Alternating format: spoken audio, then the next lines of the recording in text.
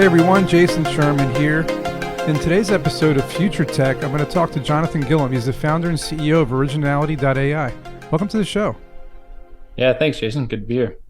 And this is a very relevant topic, of course. ChatGPT is constantly in the news, most notably lately because Sam Altman got kicked out, then brought back, and everyone's wondering what the hell happened. But AI is all over the place. I mean, it's kind of taken over the world in terms of content, right? And you guys came out before ChatGPT was launched, which means you had a kind of a foresight as to what was going to happen next. Now, what I'd like to know personally is what made you come up with something like Originality.AI before the need arose from ChatGPT? Like, what was that aha moment that you had? Yeah, so I think for most of the world, generative AI didn't exist, and then ChatGPT came out and it did exist. But before that, ChatGPT was just an improved front end on GPT-3, and there have been other tools that were AI writing tools. Most notably was Jasper, and it had been, I don't know the exact number of users, but it had achieved a 1.5 billion valuation before ChatGPT came out. They're struggling, I think, after. Yeah. But so we'd been in the content marketing business. We had a content marketing agency. We were in the world of hiring writers. And so we'd been living with sort of this challenge of, was this AI generated or not AI generated, before ChatGPT? But then, we launched the weekend before it came out. And then, the world kind of blew up and changed since its launch. Good timing. And I'm one of the early users, I would say, because as soon as I was using ChatGPT to create blog posts, I immediately thought to myself, well, Google's not going to like this. They're going to probably figure out that it's artificially created. So let me try to find a tool that can help me change it, to make it, modify it, to make it more human friendly. And I came across Originality.AI and I signed up for it and I started using it a lot. And it would tell me 90% AI or 80% human. And it would kind of tell me the different rankings. And then it would change it for me to make it more human. So was your product initially to do that, to help people like me? Because, I had a team of 5 or 6 bloggers that I let go. I mean, I was paying them crazy amounts of money to write blog posts that ChatGPT was able to do in 30 seconds, much better content as well, because no mistakes and really well written. Was yours initially created to help us or to combat us? Yeah, so I'm not against AI, generative AI content. I think it has a place. What I'm pro is that you, being the entrepreneur or the site owner, is the one that makes that decision. Mm-hmm. And so if you're comfortable with generative AI content on your site, awesome. Mm-hmm. Go for it. The use of our tool to sort of make that content more human is secondary to the main use case, which is trying to make sure that the decision, and I think you're correct, the decision to publish AI generated content is riskier, but accepting that risk in exchange for a massive efficiency savings makes sense for people at times. Doesn't make sense for other people, but ultimately I want our belief is that the decision should lie with the entrepreneur, the decision maker, and not necessarily the writer for whether or not generative AI gets used for that content creation. Yeah, and that makes sense. And, one of the things that I made sure, and I still do even today, this morning, is that I have a staff writer who checks every single post and modifies, edits, changes the posts to sound more human. So she does that for me and I taught her how to do it. I come from a journalism background, so I also know how to write articles. And so I said, hey, this post is great. It's 90% done, but there's a 10%. These sentences don't sound like somebody wrote them. It sounds like it came out of ChatGPT, and that's where she fine tunes it. And that's kind of what I do to kind of do my part in making sure it's not 100% AI written, but mostly it is. Is that something that's normal or?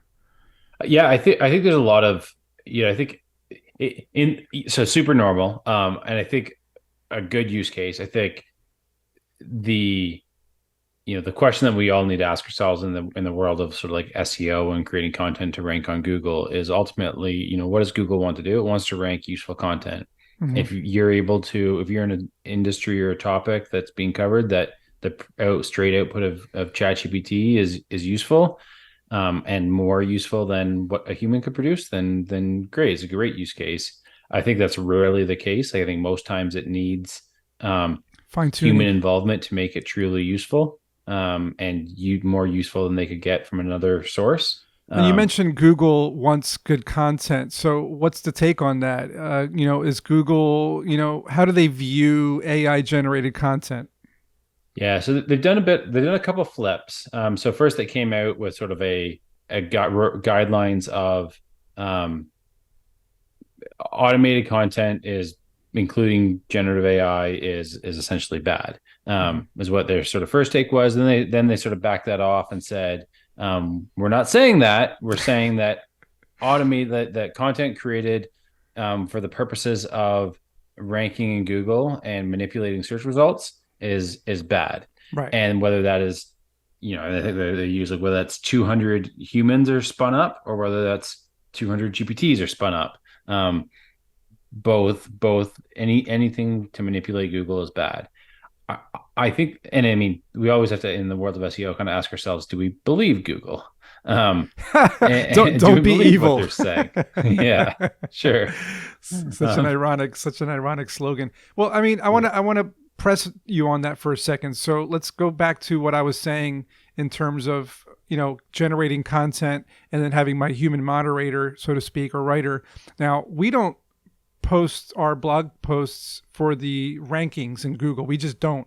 I've taught my yep, team specifically why we do it, and it's to teach people about our industry and our product and our market and say, yep, we're an expert in our space. Here's infographics. Here's a blog post to go along with this topic. And we always capture trending content. So if something happens in the news, we try to make sure that we post something that relates to that, but in our space. So yep. we're doing it in that way. I mean, is that more towards what Google is talking about?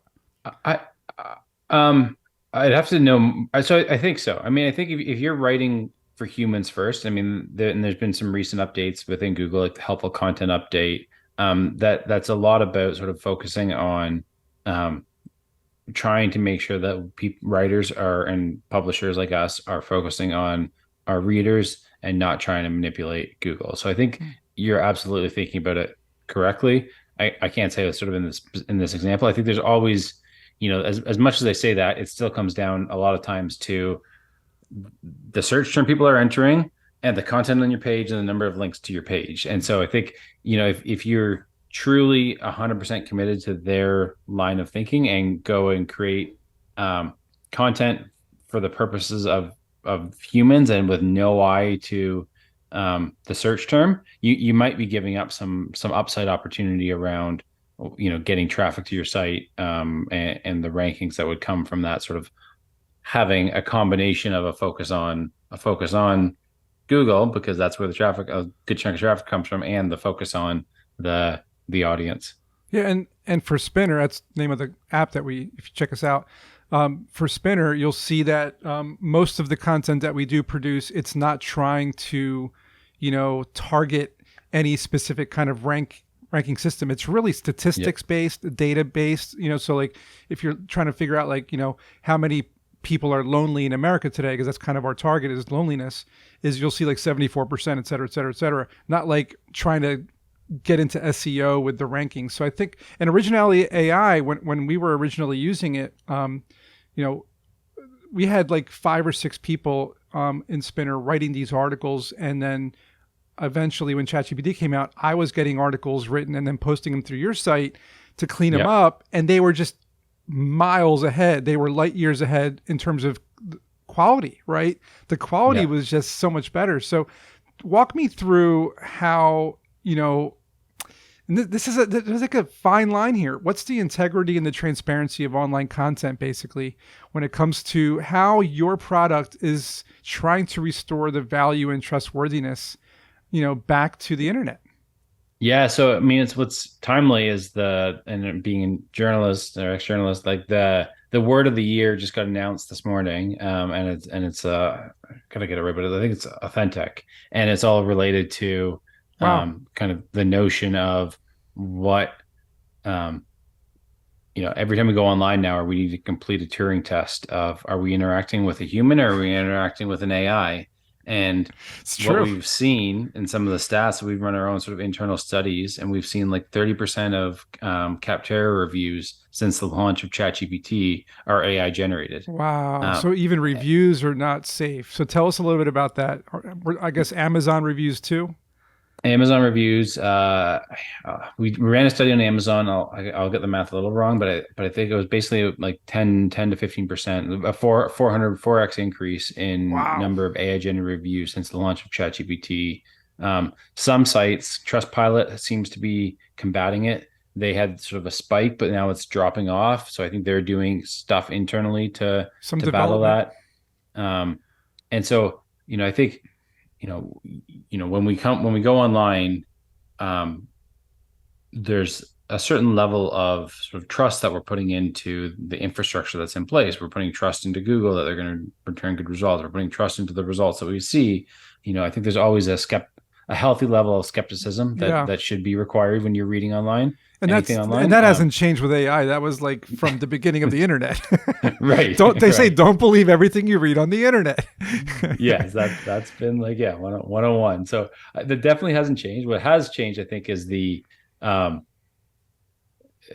what had typically sort of helped raise the hair on the back of your neck about like, ooh, do I trust this? Was typically like grammatically incorrect, other sort of problems associated with the text. Yeah. And now it's the opposite. Like Right. it's It's too so good. such comp it's too Yeah. good. It's like, wow, I really believe this. Oh wait, it's wrong. um, and so yeah, it is a we're finding it fascinating on just sort of trying to understand the proliferation of generative AI into different pockets of the world, and where that is. I think, objectively, I think everyone would say I would rather not be reading a review that was AI generated versus human generated. True. Um, Because the AI doesn't really know what the product was. You can tell it what it was, but it can't feel it and see what the process of using the product is. So it doesn't really know. It's just basing it on what you tell it. And yeah, and people maybe they do realize this, maybe they don't. The fact that ChatGPT is new for the public, as although it was out for maybe 20 years in terms of LLMs, but now it's like new for the public and it's only going to get crazier from here. Now you can do imagery and you can talk to it and there's so many things you can do and it's only going to get crazier from here, right? So where yeah. do you see the next 5, 10 years of AI now that we have it available to us in a public sense? Where do you think it's headed? Yeah, I mean, I don't know. I think the last week and the focus around Q-Star and what's happening there, I don't know. It's fascinating. I think there's a few things that I could say that with some confidence. One, it's going to get wildly better, and whatever I predict right now is going to be wrong. Um, I think there's limitations on going bigger with LLMs. I think all content that is worth consuming has been consumed.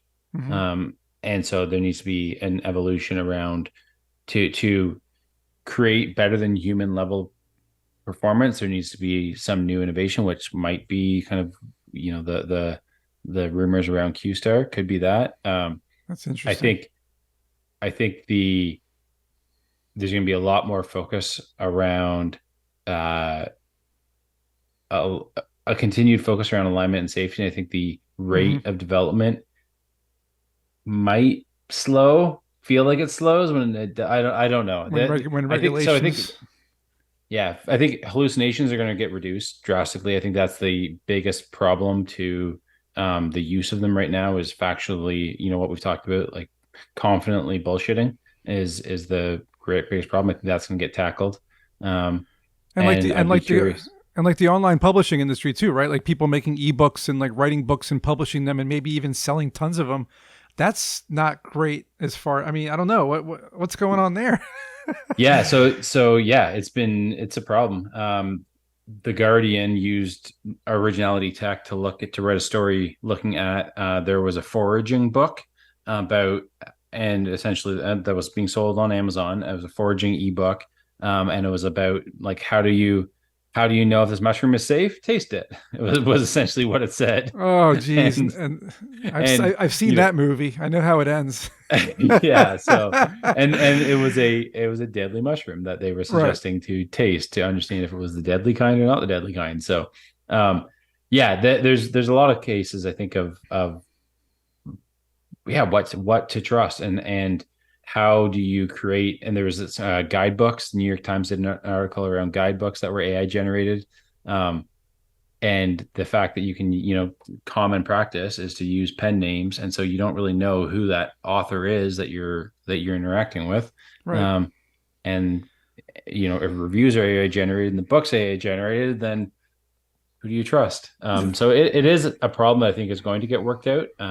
And there'll be, I think there will be some method of uh, human validation moving forward in a bunch of different, and that will get addressed in different ways in different environments. Amazon will address it differently, Everybody's gonna Reddit will address do. it differently, Quora will address it They're differently. all going to do their things to protect everybody. And you guys are doing your part. So if anybody wants to try out your service, they can head on over to Originality.AI. And what would they expect by using it for the first time?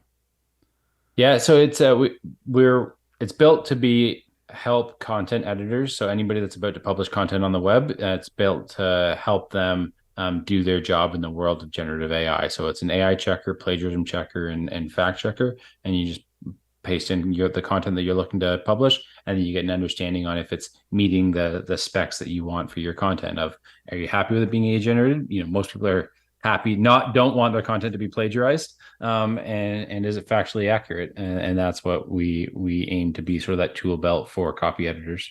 Perfect. Thank you, John. Guys, check out Originality.ai. I've been using it for probably a year now. It's a great tool. And I'll see you guys in the next episode.